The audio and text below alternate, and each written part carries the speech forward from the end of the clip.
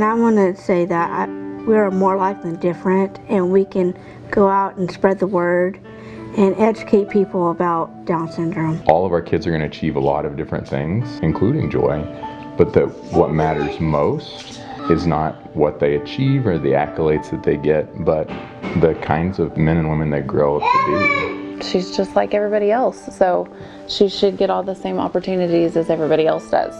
You can't say they can't do anything. You have to encourage them, support them, and then be creative and try. One thing I tell people if they have never met someone with Down syndrome or don't know someone with Down syndrome is that we really are more alike than different. People with Down syndrome are just like you and me. They have the same hopes, the same dreams. They want out of life a lot of the same things that you and I would want. Everybody has maybe a different challenge, but together I think we're all the same. My first explanation is that we live a normal life and it's normal to us. We have a few more doctor's appointments and therapy visits, but it's normal. It's fear. What if they can't? And I think I hear that a lot with families with kids with Down syndrome. Well, you know, I don't want to be disappointed again. You know, what if they can't? And my motto is, you know, what if they can? Down syndrome occurs in 1 in 691 births, and that's a lot higher than I think people realize. My daughter and I, because she's been my partner through all of this, because I'm a single mom, we just kind of looked at each other and she just goes, "Mom, we'll be okay." And after that, it was like I stopped being depressed. I went and registered for my baby shower, and this guy has changed our lives. This is just life to us. We don't know any better, and it's the biggest joy we've ever had in our lives. Our doctor's office actually gave us information about the Down Syndrome Association, and within a few days we had a parent of a child with Down syndrome in our home with a bag of goodies and a binder full of resources. I get calls weekly from either new parents or doctors, and they'll tell me about a new baby that has been born with Down syndrome. And we reach out to them from that very first moment. We try to connect them with another parent to answer their questions, to bring them some gifts, and to congratulate them. A lot of times the first thing a parent hears when their baby is born with Down syndrome is, "I am so sorry." And this is their baby. This isn't what they want to hear. We congratulate them and say, you know, this journey might look different than you thought, but it's going to be really wonderful. Honestly, I don't know how I would do it without them. Just hearing from an older generation that it was a negative thing, and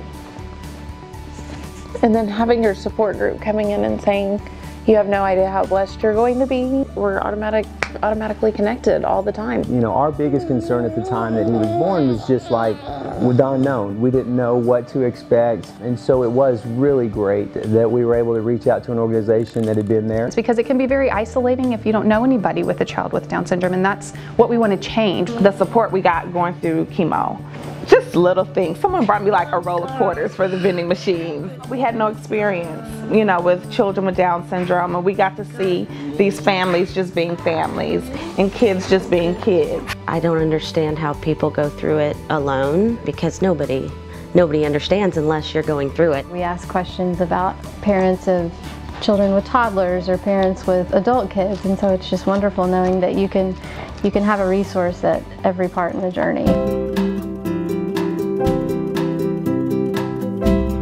You know, it was hard because it's no support group, no association. I want to do the best I can when the new families have a babies with Down syndrome. I don't want that happen like that happened to me when my son was born. I really feeling how they feeling when the baby born.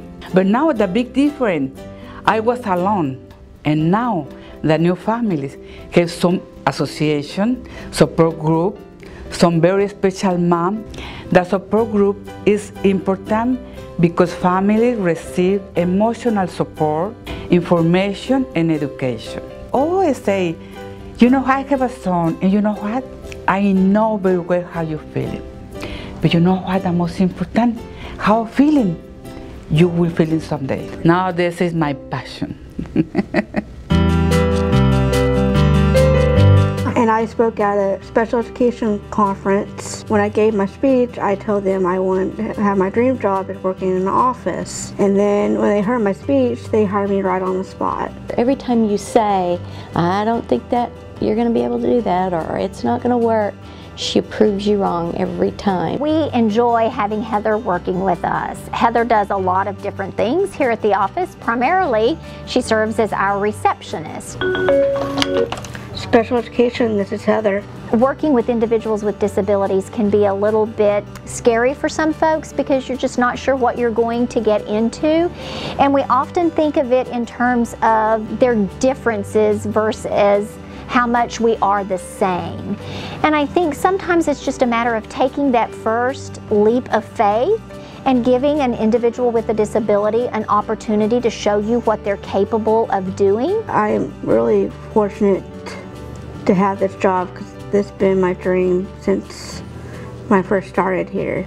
You know, I was just happy if she could talk and walk when she was born. And then when she accomplished that, the next dream was, could she read? If she could only read, and by golly, she did it.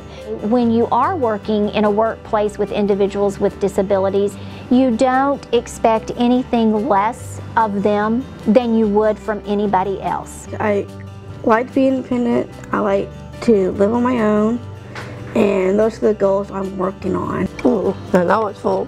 I don't view that she has any challenges. Down syndrome does not hold her back. From day one, we do not use the word I can't. It is I will try. That's why when you put your clothes on and sew it, and hang on should be over here. She's so dedicated to everything that she does, and she always wants to help with more than what she can do around here. She'll be doing one thing and have her hands full and still want to help. It's just easy, like tagging clothes like this, maybe blue or yellow or orange. She lights up her room. She is in our top 5. I'll put her up high. I am saving my money for, like, I want to go to a store, I want to go to Target, I want to buy some good stuff, like I want to buy a movie, I want to buy a CD. She'll say, Mom, I got this great idea. Why don't we stop here and eat? I'll pay for it. You know, that's what she spends her money on.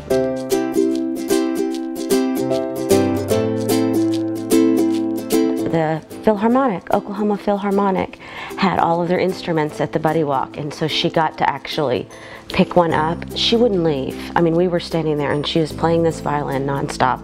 I was like, okay, she's serious. We're just gonna try it out.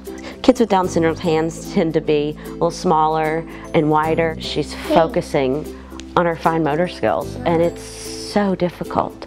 And now what do you get to do at school?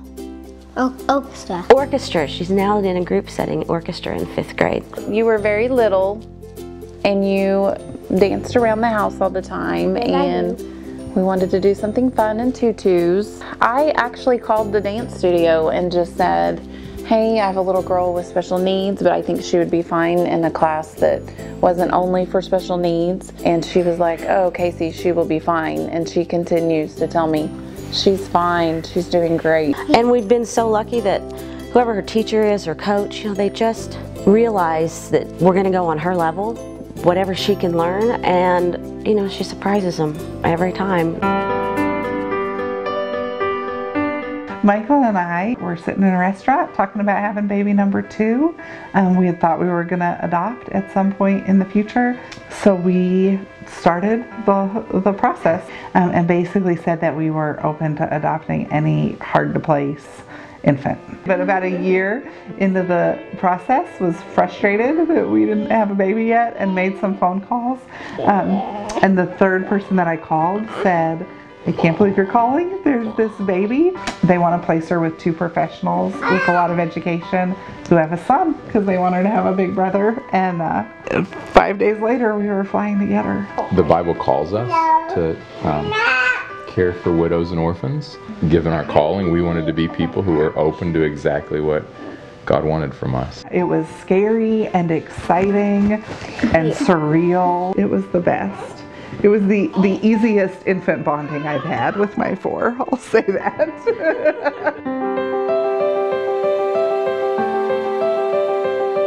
He's a cancer survivor, open heart surgery. He was a preemie. He beat leukemia this year.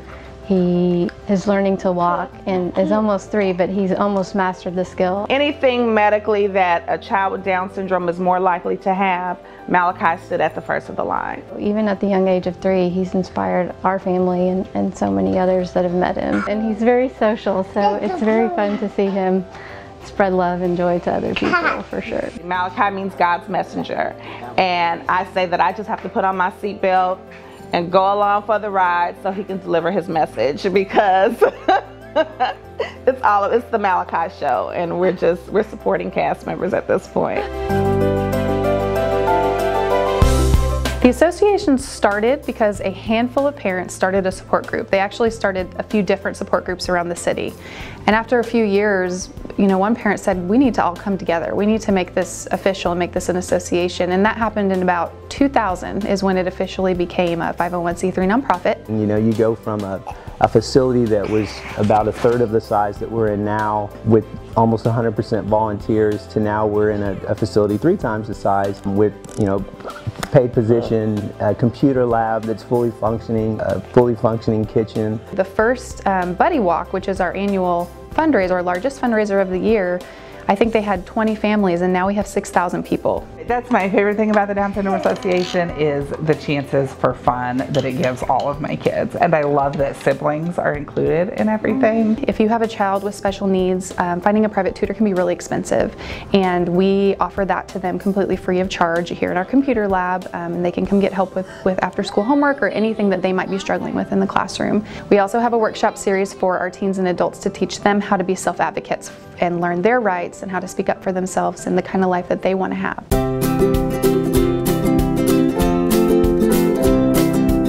It's my thing. I got it from, I think my dad watches cooking stuff on TV. She likes to make tacos. That gives her some experience cooking other things that we don't cook. We do Friday night cooking classes for teens and adults with Down syndrome, and they come and learn microwave-based recipes. It's a safer way to cook for them, and it helps them learn how to live more independently. I cook my own food. I love to cook. I really love to cook. And after she cooks there, then the next day I have to go shopping for whatever it is, and then she cooks that for us. And I'm watching the kids cook. I'm watching them learn to read. I'm watching them be proud of themselves, learn how to read a recipe and do something for themselves and learn those independent skills and see them light up. I think she motivates us every day to do something more. It just makes you look at your maybe daily challenges, and then it just puts it to the side and lets you realize that anything's possible. She's so free-spirited.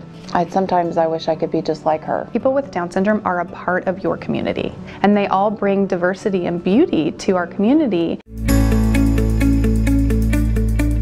The association exists solely on private donations and grants. They all need to be a part of speech and language therapy, and some insurances don't cover this. This is a good nonprofit organization to donate to.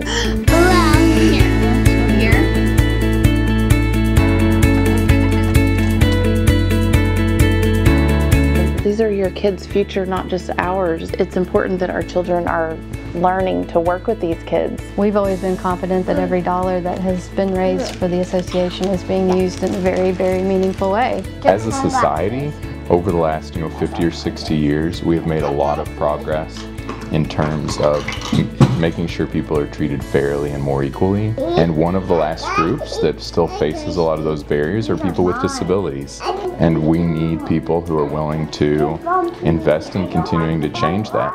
We're trying to provide opportunities for our kids just like any parent would want. Sometimes it just takes a little bit more to help our kids. This is a population that will give back so much to you. So whatever you give, it will come back, I'm sure, in so many ways. We've done a lot with a little. And so the exciting thing about that is that with a little more, we can do much more.